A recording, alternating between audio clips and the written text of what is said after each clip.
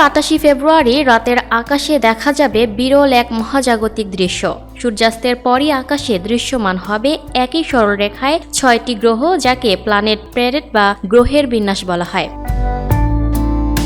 এই ঘটনাকে জ্যোতির্বিদরা গ্রহের শোভাযাত্রা বা গ্রহ সমাবেশও বলে থাকেন। আকাশ পর্যবেক্ষকরা জানিয়েছেন, প্ল্যানেট প্যারেডে বুধ, শুক্র, বৃহস্পতি, শনি, ইউরেনাস ও নেপচুনকে দেখা যাবে। সঙ্গে শোভা ছড়াবে চাঁদও। রাতের আকাশ জুড়ে কাছাকাছি সারিবদ্ধ অবস্থায় দেখা যাবে মহাজাগতিক এই বিরল দৃশ্য।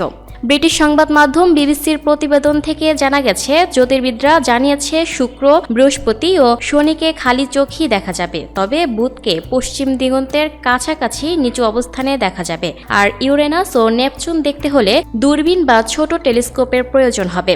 বৃহস্পতি গ্রহ আকাশের বিপরীত প্রান্তে দৃশ্যমান হবে। শনি গ্রহ ও শুক্র ও বৃহস্পতির মাঝামাঝি অবস্থানে দেখা যাবে। বুধ গ্রহ পশ্চিম দিগন্তের খুব কাছাকাছি থাকবে, ফলে পরিষ্কার ও বাধাহীন দৃষ্টিসীমা না থাকলে এটি দেখা কঠিন হতে পারে। জানা গেছে, সূর্যাস্তের পর প্রায় 30 থেকে 45 মিনিট পর্যন্ত এই দৃশ্য দেখা যাবে। এরপর ধীরে ধীরে কয়েকটি গ্রহ দিগন্তের নিচে নেমে যাবে। এই বিন্যাসটি মূলত একটি দৃশ্যমান প্রভাব। বাস্তবে গ্রহগুলো একে অপরের থেকে লক্ষ লক্ষ বা কোটি কোটি কিলোমিটার দূরে অবস্থান করছে। এমন ঘটনা আগেও ঘটেছে। 2025 সালের 27 ফেব্রুয়ারি বুধ, শুক্র, মঙ্গল, বৃহস্পতি, শনি, ইউরেনাস ও নেপচুন এই 7টি গ্রহ এক লাইনে দেখা গিয়েছিল।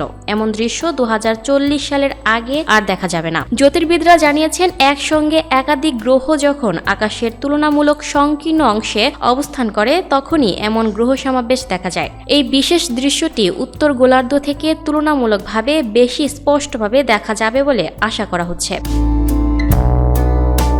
Lucky Akter, up to date news, Dhaka.